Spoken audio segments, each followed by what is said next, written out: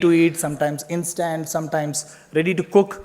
And these are the different kinds of foods. Sorry for the font there. I think the slide adjustment is not correct for this. Okay.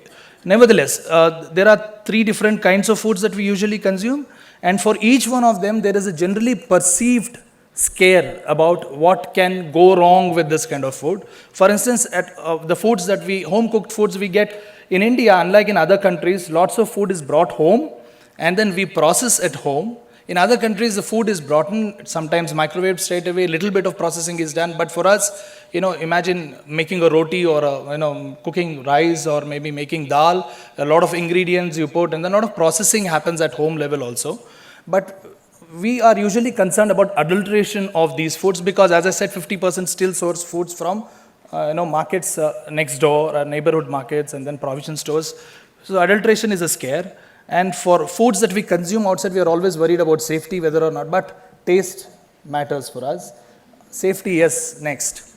And everybody, and it's a general thing. And then industrially processed foods and the foods that come from the industry in the packaged form, we are all concerned about the preservatives, about the chemicals, about what is added in that. And because of these television programs and then other things that the media regularly covers, we always feel that we are eating lots of chemicals, more chemicals than what our ancestors ate or what our fathers or forefathers ate. I mean, I hope this is true with all of you. I perceive it that way at least. I think it's true with most of us. So I'll go to the next slide. Okay, then what are the risks? I mean, there may be different risks that we perceive with different kinds of foods. But, what do experts think about what risk is?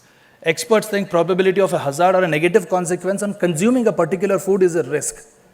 But what expert thinks as risk from the food, the audience may not think. That's what Professor Pradeep was just saying, that whether I perceive that the risk exists or not, right? And then experts would be worried about what is the magnitude of, say there are chemicals, say there are pesticide residues, but what is the magnitude, what is the extent, what is the frequency of such food that you are consuming, that it actually creates a health hazard to you. So an expert would say there may be a little chemical, there may be a little pesticide residue, but how often you are eating, how much of it is being ingested is one thing that an expert would consider to say that the food is hazardous or not. And risk and its outcomes, experts always say there is nothing called zero risk. So there is nothing called a completely healthy food. It is the dose, it is the extent, it is the frequency of the food that you consume. For instance, you take potato chips or wafers as a side dish and eat about 4 of them along with your, say, sambar rice or dal rice or maybe with a fruit. That's different from eating, say, one cheese-laden burger or a pizza along with lots of potato chips for your lunch. You virtually replace the balance of your diet with this. Both of them give you satiety. But whether it's a dose and how regularly you're eating, that matters. So experts think there's nothing called zero risk. So there's nothing called free from chemical. Whether it is in the limits of the acceptable daily intakes or whether it is in the limits of the maximum residue limits or not is what an expert considers whether before saying a food is good or bad for consumption. But consumer doesn't think otherwise. Consumers sometimes dread certain risks and there may not be a particular rationale for that often. So high dread plus unknown information. If there is no information about, you may be worried about a food, you may be worried about chemicals in your food, you may be worried about pesticides in your foods, but if there is no information on that to source from, then that is going to be a bigger scare. And invariably, most of us rely on media for information. And media these days are not limited to television or maybe newspaper or maybe anything. We have lots of, as Mr. Ketkar was saying in the morning, the social media is called social media, but it is personalized. We are living in a virtually social environment, but we are not talking to each other. I have seen, mother and child talking to each other on WhatsApp, sitting across each other. How social it is. So, I mean, that's the media that we are sourcing for information as well. This is a context. So, I mean, there's a little difference technically in the terms hazard, risk, and risk perception. Risk, hazard, I said, is a biological, chemical, or physical agent or a condition in food with the potential to cause health effect. It is a potential to cause health effect. Whether it's causing or not depends on how much you're consuming. Again, I reiterate that. A function of the probability of an adverse health happening is a risk. Health effect happening is a risk. The judgment, whether I perceive it that way or not, the judgment whether a particular food or a particular chemical really causes that health hazard to me or not, is the perception. Okay? I hope this is clear. What exactly is risk? What can it turn out to be a hazard? Whether I perceive it as a risk or not. These three are key components for communication related to health, or you can replace the term food with health in whatever I am saying, and it still holds good for most of the health related issues. So media and food risks information. Media are crucial sources, as I said, and then they can steer public opinion on safety or healthfulness of a food. And then highly publicized food safety events affect consumer perceptions often. We know some of them are there. I am going to give you some examples later. The sudden accessibility or knowledge. Sometimes what happens is you do not worry about the food that you are consuming. Suddenly there are repeated articles in newspapers, or some friends are talking, and then some social media that is sending out messages day in and day out. Suddenly you start worrying about the food. Did you ever think, maybe you are a 25-year-old or a 30-year-old or a 50-year-old, in these last 25, 30 years that you've consumed food, did you ever think 2 minutes before consuming what you're consuming, whether it is healthy or unhealthy? Very few of us do it often. Seldom we do it.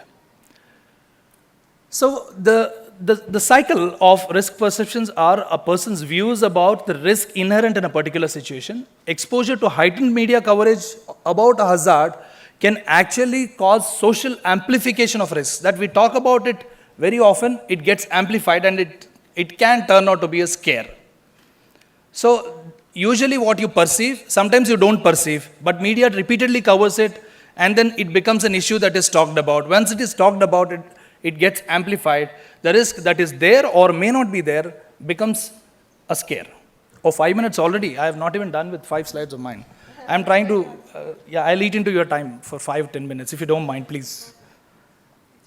We were told 40 minutes, right? So food scares are accompanied by sudden surge and continuous media coverage. And then these scares are often concomitant with a panic that experts often think are not necessary.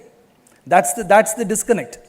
And there was one gentleman who did, a stochastic parameter approach model, and then studied all the food scares related reports, and then he said, no news about food is good. Whether it is good, if somebody says the food that you're eating is very good, rich in protein, very good for your muscle, but still it is not good, because you never thought about that food before consuming. Now somebody is thinking about it, it makes you concerned. Okay? And then media portrayals analysis. Although there are studies in India, there are many studies that have seen how some of my colleagues have done, and we have done some studies as to how nutrition-related research reports and food-related research is covered in media. But there is hardly any study that looked into how risk is portrayed in media and how it is perceived by people. We have, we have done few studies in small pockets, but these are some of our studies, and they have some interesting findings to share that. Risk perceptions do not match with the actual risks. For instance, in the previous study that I have shown, this is a study that was done in rural and urban areas in and around Andhra Pradesh, and then we realized that scientists feel that there are, certain kinds of issues with high fat, sodium, sugars kind of foods, but people do not perceive them as scares at all. In relation to pulses and cereals that you buy, people feel that there could be issues related to over-polishing of rice, and then that could drain out all the nutrients and other things, but people perceive, some kind of adulteration as a major risk, which can be an important risk, but it is not same as the one that the scientist perceives as risk. So adulteration is in certain foods is an accepted reality, and people don't really bother, say, chalo theek hai, ye to hota hi raha, so let's make do with it. So that's a kind of perception, and how a media coverage about new adulterants definitely shapes new perceptions. And a majority perceived pesticide residues as a risk in vegetables and fruits, but they don't do anything about it because there are no other sources where they can get fruits or vegetable free of this. But I'm not saying they have lots of chemicals that can harm our health, but I'm just trying to tell you that there is no other source. And then surprisingly, despite extensive media coverage, people do not know anything about genetically modified foods. Anything that looks big, polished, red, sweet, or colorful, they perceive whether it is hybrid, whether it is big, whether it is from a different breed or a species. They don't bother. If there is a sticker on it, sometimes people think it is a genetically modified food. If it shines better than the other vegetables, people think it's genetically modified food. But the concept of genetic modification is not there. But one of the greatest scares that media talks about is genetically modified foods. So that doesn't match with the people's perception. Okay, this is what people perceive in India, and this is what people perceive in Europe. So one of the studies that we've done, one of my students has done, we've just gone to Google Trends and then checked all the news reports related to various food-related news items from across the country. And then we've realized these are the key issues that were discussed in the last 1.5 years. One is glutamate and lead in the noodles. You know what I'm talking about. You all know, right? Yeah. And then there is issues about artificial ripening. Come mango season, everybody is worried whether my mango is artificially ripened or not. Imagine you wait for a mango to ripen on the tree, you pluck it from, say, somewhere in Amalapuram in Andhra Pradesh or maybe Maharashtra. You take it from Maharashtra to Kashmir or Maharashtra to Delhi. It takes about 5-6 days for a truck to travel from here there, if it is going non-stop. Okay? And then if a ripened mango is plucked from the tree and then sent to Delhi, and it goes to the wholesale market, then gets retailed, and then gets to your nearby store, and then you take about 2 to 3 days to see that mango and think that it is good and pick it up. So it's taking about 15 or 16 days cycle, or maybe 20 days. Apples live for 2 to 3 months. We all know that. Apples that come from Kashmir to, say, our part of the country, Hyderabad, they live for about 1.5 months at least. So imagine a ripened apple or a ripened mango being plucked from the tree and packaged all the way to Delhi, and then by the time the consumer gets it, is it in a good shape to eat? I don't think so. So artificial ripening is an accepted norm everywhere in the world. But how it is being ripened is a question. Right? But the media says artificial ripening itself is bad, sometimes. So this is one thing, and then there is milk adulteration is often talked about. I'll tell you about milk. And then there are hormonal injections in foods and vegetables. There were news reports where people said people have given an injection to watermelon and they put it in the fridge. Next day they opened the fridge and couldn't shut the door because it became so big. So you've seen these news reports on national media often.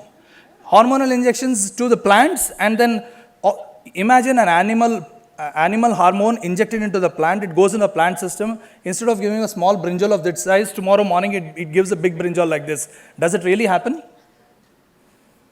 So, I mean, these are the things that have been talked. And the watermelon we buy, usually we used to get them cut a small piece and then check whether it is red or not. If it was very red, you are always thinking whether somebody has injected some color into it or not. Imagine you inject color into watermelon with a syringe, and then does it uniformly spread in the watermelon? I don't know. I mean, this could be some of the, I mean, if it is punctured, will it be good and safe for the next day for consumption? I don't know. So these are some of the reports that have been covered. The 2-minute thing, the 2-minute noodles that has shaped our, television programming in India has become a fiasco within 2 days. And then there were these, killing fields. Look at these pictures. That everything, there is pesticide residues is a problem, excessive use of pesticides is a problem, but is it to the level that really it's causing harm to us or not? That's the debate that the experts in the media have to take up. Okay, I'm not taking a stance, I'm not saying whether it's right or wrong, but that's the thing that is to be looked into. The quintessential, what we mean about, the moment we think of noodles, we know what brand comes to our mind. What has happened to that after media coverage? The noodles that we ate safely for about 20-30 years suddenly became unsafe. Okay, what has happened to that? And then all of these, and the milk is, even by Food Safety Standards Authority of India norms, milk is the most adulterated product in the country. You know why? According to the norm, even if you remove fat in proportions more than it is prescribed, it is considered adulterated, or it is considered not safe.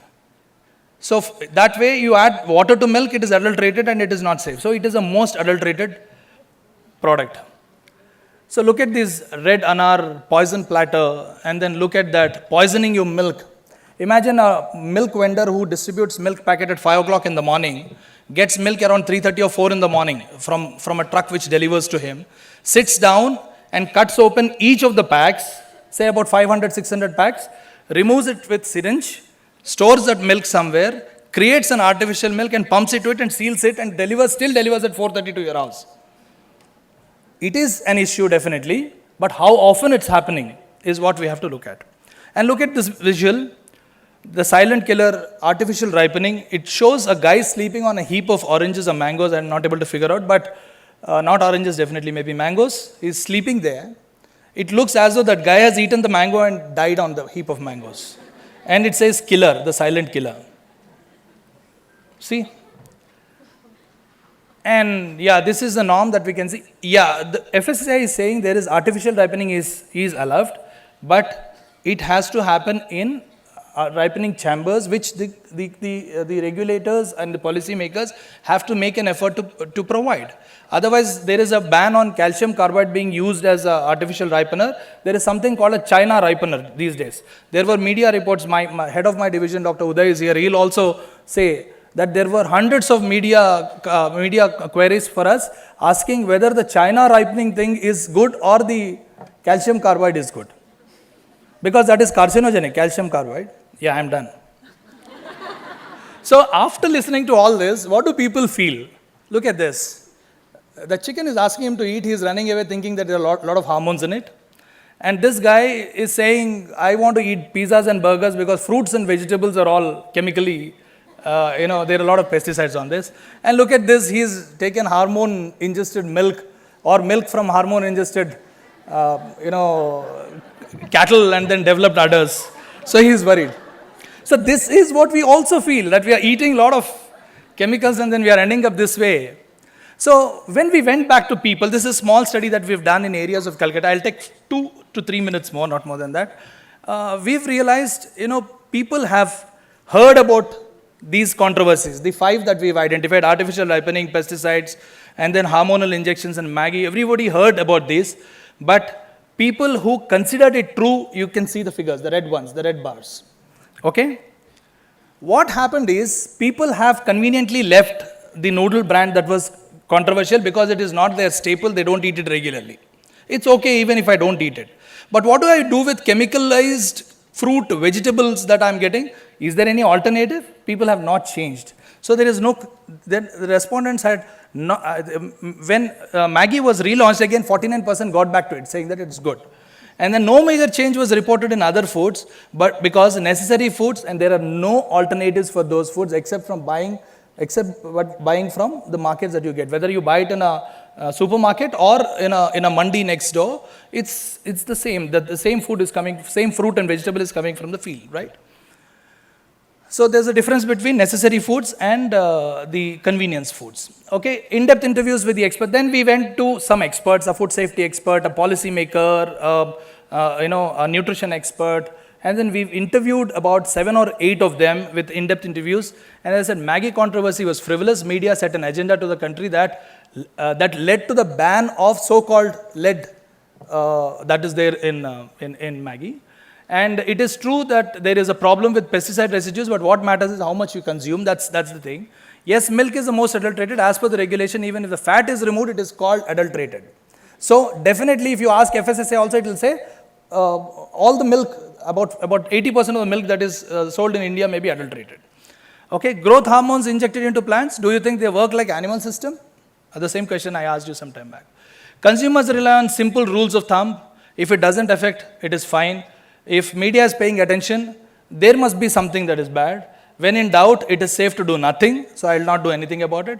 I've been doing this way, nothing has happened to me, as Pradeep Krishnadre said just some time back. My father has been smoking for quite some time, nothing has happened to him. How do you explain that?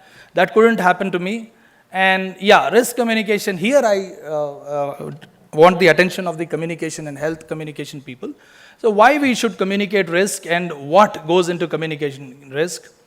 And then, at household level, this is a paper of ours in which we argued that instead of asking the food to be delivered safe by the manufacturer, instead of it being a credence aspect on the part of the manufacturer, in Indian context, since most of the foods are processed at household level, as Mr. Ketkar said, we still use a lot of solid fuels, and Dr. Soumya also said in the morning that we use a lot of solid fuels. It's one of the ways how food is also getting contaminated because of nasal discharge and discharge from the eyes and things like that. And there are a lot of these, if you classify them, in every step that we process the food, there are a lot of things that have to have enabling environment at home to make the food safe.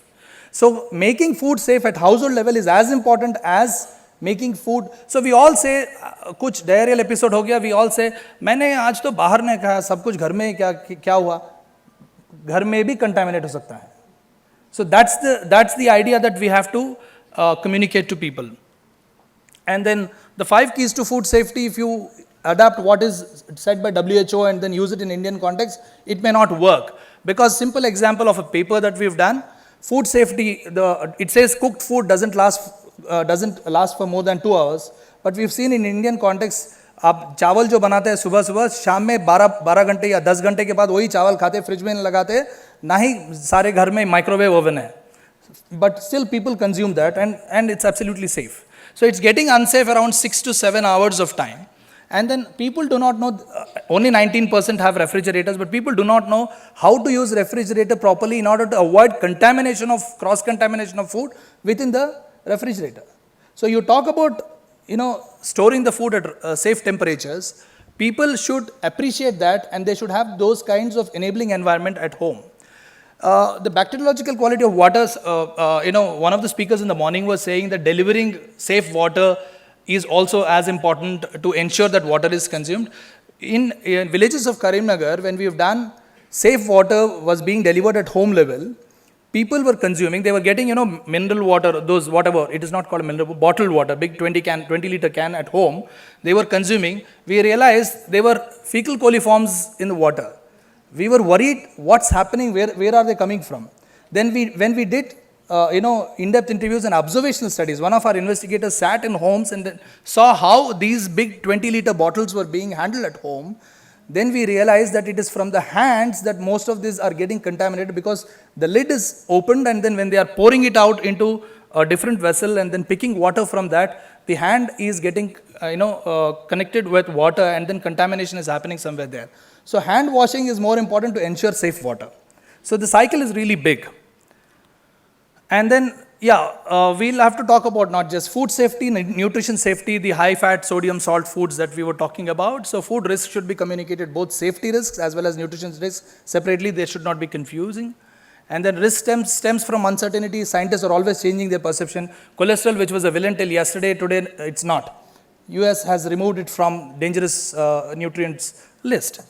So as science changes, experts understand that it is very dynamic, that risk perception change, but people think scientists have been very uncertain in their research and people do not appreciate that very well. And risk perception, self-efficacy and social trust, what Dr. Pradeep has already mentioned, I'll not go into details. I'll say, simply I'll actually try to summarize this. There are 4 contexts wherein there is high risk perception among people, but very low self-efficacy, that I can't do anything about it. In that scenario, you cannot change much. When there is low risk perception and very low self-efficacy, it is giving rise to something different. So there is a scenario where there is very high risk perception and high self-efficacy, it is easy to change the behavior. And where there is low risk perception and high self-efficacy, that is one scenario. So what do we do in such a scenario? We have to build response efficacy, that the behavior that we are suggesting is definitely helping them change their health scenario. If people get that trust, perhaps it will go a long way. And then 4 kinds of risk communication: high hazard, low outrage. Some of the foods have very high hazard, but people are not bothered about it. In that scenario, public relations and talking repeatedly about people would help. And moderate hazard and moderate outrage. Then in that case, stakeholder relationships have to be built and we have to tell the stakeholders what is to be done and how the information is to be taken to people. Low hazard and high outrage, like in many cases that we often see, media talks continuously about certain things. Actually, the hazard is very low, but the outrage is very high. In that scenario, outrage management needs to be done. And high hazard and high outrage, the crisis communication is must, and it has to be done very immediately. And then how it can be done? It is intuitive view of risk of the people should be studied very often. It doesn't happen in India.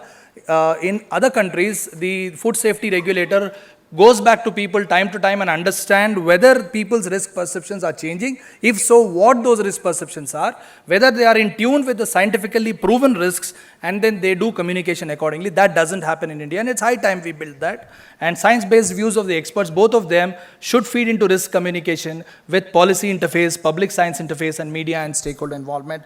I'm so sorry for having taken so long, and thank you for your attention.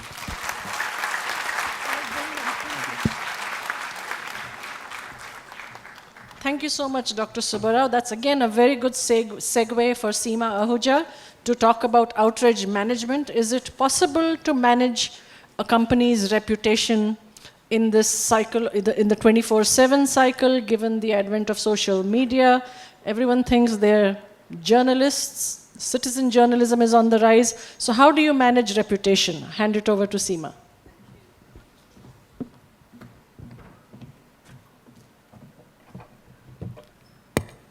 Good morning, everyone. That was a wonderful session that Dr. Subbarao just held, and that kind of increases the challenge before me, being the last session of the presentation. But before I start, let me thank Aparna and Symbiosis for giving me the opportunity to be here today and to share with you my views on reputation management in digital era, a healthcare pharma perspective. I represent Biocon, so I thought it'll be good for me to kind of take you through the kind of work which we do at Biocon with respect to reputation management using digital media. Can I have the presentation, please?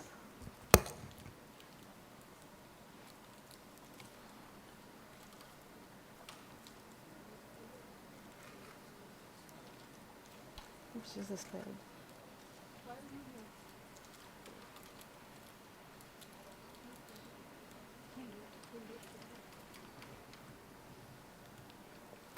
So I would like to start with a very famous quote which says, by Warren Buffett, which says, "It takes 20 years to build a reputation and 5 minutes to ruin it."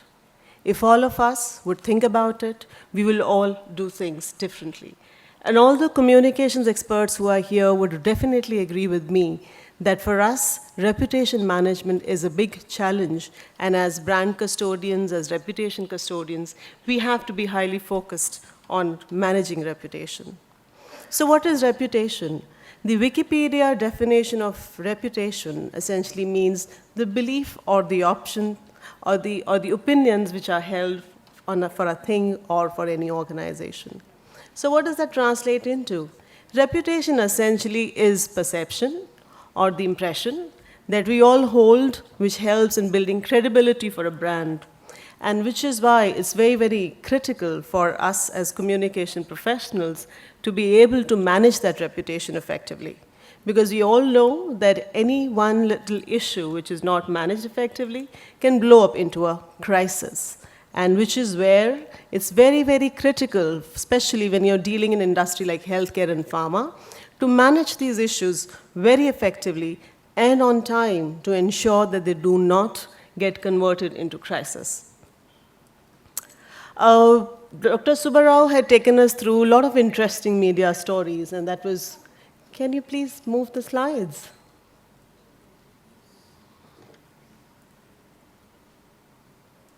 Can you tell me how to do it from here? I think that'll be all right. Yeah, it's not moving.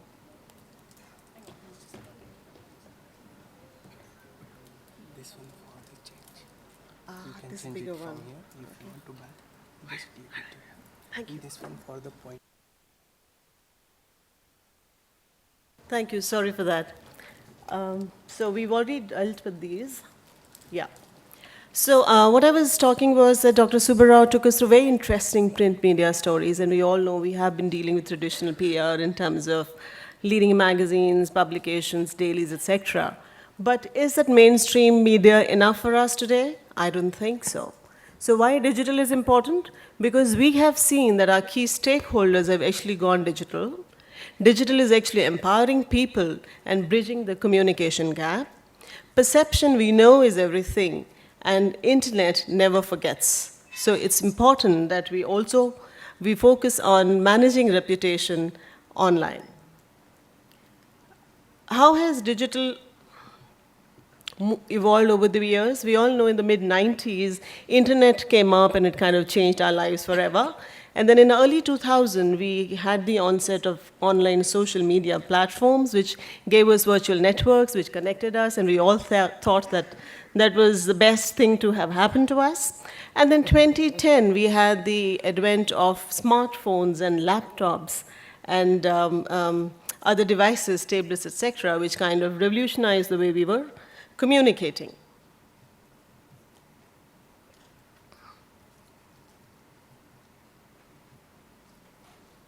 So if I was to look at the social media landscape today, we see that Facebook has really emerged as the most popular social media channel. And if you were to look at the kind of audience which is there, nearly 47% of the total FB users are youth, the youngsters from between the age of 18 to 34 years. Similarly, if you look at Instagram, that has also become extremely popular with the youths. Twitter, again, is about 35% of the user base on Twitter is the younger generation. And the only platform that we see here today, which is really popular with the professionals and seniors, is LinkedIn. And LinkedIn is the professional platform that actually helps us in engaging with diverse stakeholders, and more so in the healthcare and pharma sector, which is where we have the opportunity of developing these area-specific groups which allow you to engage with each other. So does that mean that digital is only for youth? Not really. If you look at most of the business leaders and the CEOs and CMDs today are very, very active on digital and social. And if I was to quote from a social CEO, and if I was to quote from a recent study which was done on social CEOs, where it was projected that the business leaders essentially can be great brand ambassadors and really help us in terms of building reputation of the brand that they represent. The slide here talks about Dr. Anand Mahindra, and we all know he is a very, very popular business leader who's found on Twitter engaging with diverse stakeholders. But another very important thing that he's done is that his entire communication revolves around the punchline or the positioning line of the group, which is, we live young, we live free.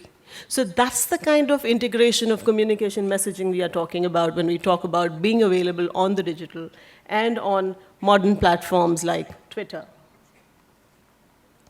I would also like to talk to you about my CMD, Dr. Kiran Mazumdar-Shaw of Biocon. She is one of the most popular global influencers today. She's got over 1 million followers on Twitter. And what really makes her popular there is because she really engages with the stakeholders in real time.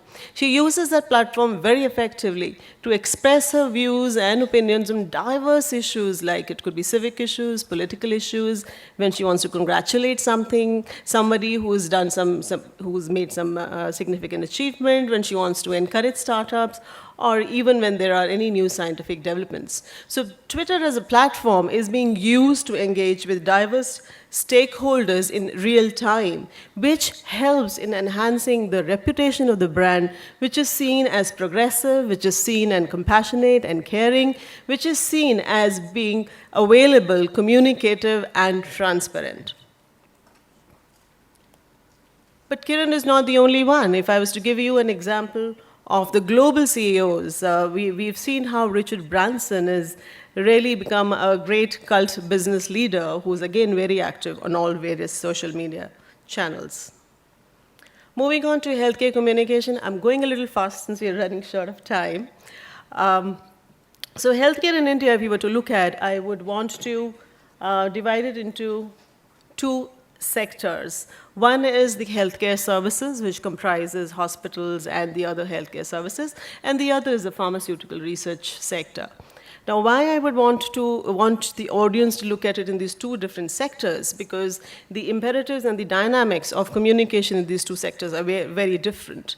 Hospitals and healthcare services sector is largely less regulated, and your communication is B2B and B2C. Your services and products you can talk about when you're engaging with your stakeholders on digital. You have a larger scope of creativity and promotion, and the content can be really experimental. But in sharp contrast to this, if you look at the pharmaceutical sector, it's highly regulated and very sensitive. The products that the pharma industry offers to the patients cannot be advertised or promoted or talked about on these channels. The communication, therefore, is largely B2B.